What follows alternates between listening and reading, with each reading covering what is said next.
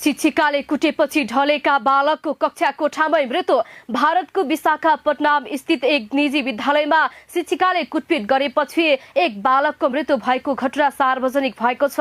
वन town क्षेत्रमा रहेको little gardens स्कुलमा अध्ययन गरिरहेका प्रणय तेजा बिहिबार बिहान सामान्य अवस्थामा विद्यालय गएका थिए। परिवारका अनुसार होमवर्क नगरेको भन्दै शिक्षिकाले बालकलाई कुटेकी थिइन्। कुटाएपछि बालक कक्षा कोठामै ढलेका थिए। उनलाई अस्पताल लगे पनि चिकित्सकले मृत घोषणा गरेको भारतीय सञ्चार माध्यमले जनाएका छन्। घटनापछि परिवारले विद्यालयको सीसीटीभी फुटेज हेरेको थियो। फुटेजमा शिक्षिकाले बालकलाई लट्ठीले हानेको र त्यसको केही समयपछि बालक शिक्षिकाकै काखमा ढलेको देखिएको बताएको छ। बालकका बुवाले छोरालाई विद्यालय पठाउनु अघि कुनै स्वास्थ्य समस्या नरहेको दावी गरेका छन्। अघिल्लो रात पनि बालक सामान्य रूपमा खेलिरहेको र बिहिबार बिहान आफै विद्यालय जान चाहेको परिवारले जनाएको छ। परिवारले शिक्षिकाको कुटाएर त्यसपछि बालकको अवस्था बिग्रिएको घटनाबारे कडा कारबाहीको माग गरेको छ। आन्ध्र प्रदेशको शिक्षा विभागले घटनालाई गम्भीर र दुःखद भन्दै प्रारम्भिक छानबिनपछि 3 सदस्यीय समिति गठन गरेको जनाएको छ। समितिले विद्यालयमा भएको घटनाको वास्तविक अवस्था,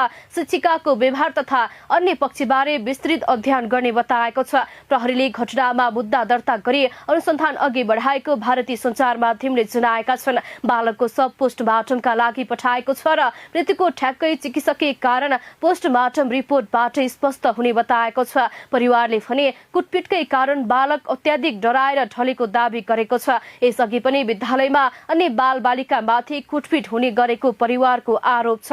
ताजा अपडेटका लागि हामीलाई फलो गर्नुहोला। शिक्षिकाले कुटेपछि ढलेका बालकको कक्षा कोठामै मृत्यु।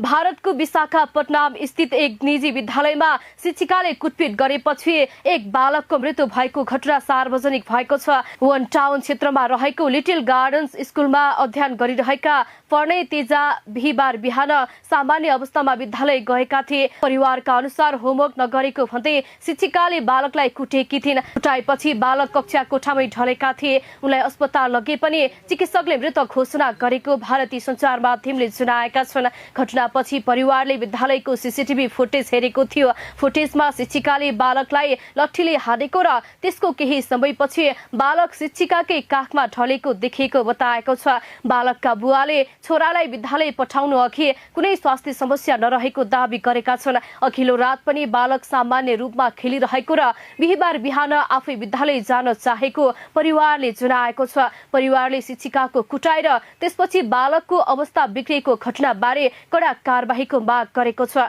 आन्ध्र प्रदेशको शिक्षा विभागले